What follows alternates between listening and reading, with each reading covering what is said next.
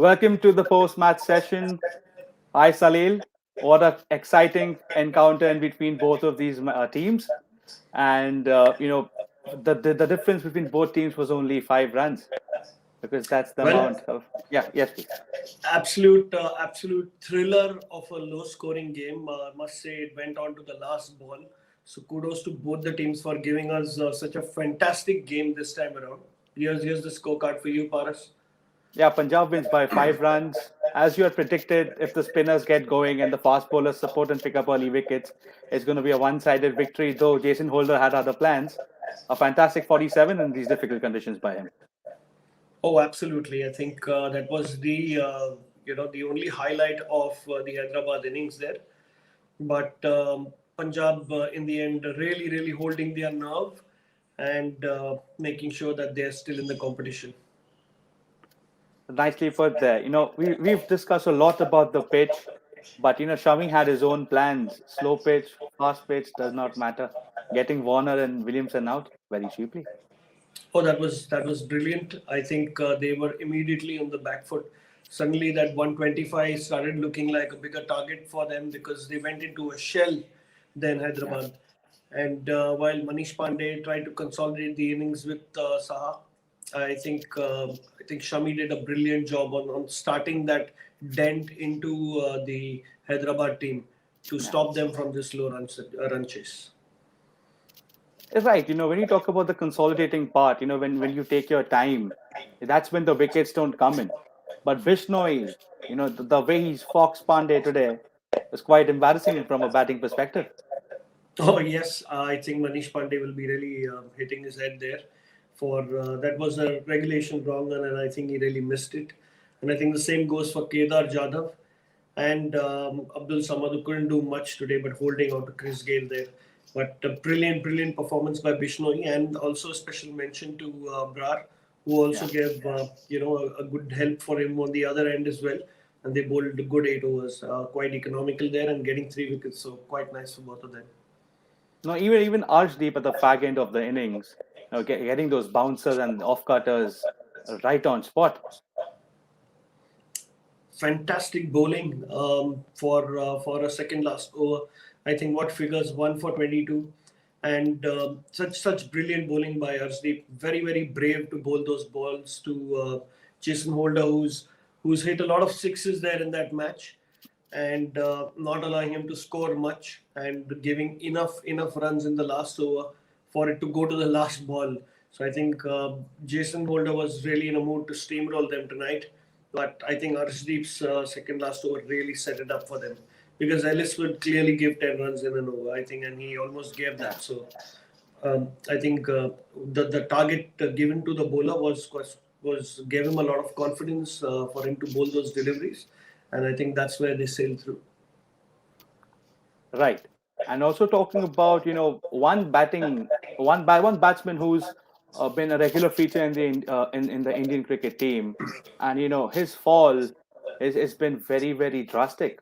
Talking about Kedar Jadhav here. Oh yes, it looks like a steady decline. It doesn't look like he's quite fit to run.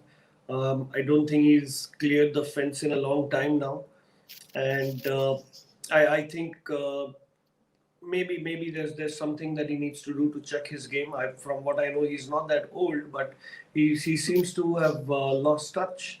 And Yeah. he had a good run with the Chennai team, but then I think they released him to Hyderabad this year, Yeah. and he was picked at the base price. So not leaving the economics behind. I think the cricket is the thing that dictates all this. And I think Kedar Jadhav really needs to pull up his socks. And with the kind of talent he is, and I think he could have Hmm. clearly chased this target, but not to be so tonight, sadly. All the best for him. No, very kind words and choicest words for Kedar Jadhav by our expert. Salil, when we talk about post analysis of a match, what do you think Hyderabad should have done to avoid this defeat? Well, I think what happens in low-scoring games, and typically you've seen that in the IPL. Even last year, there were many such games, which went to the 120s and 130s, and really difficult to chase. I think Hyderabad has played one of those matches where they lost it earlier this season. So I think what they should have done is, instead of going into a shell, you rather promote a Jason Holder. He's not coming at number 6 or number 7 for you.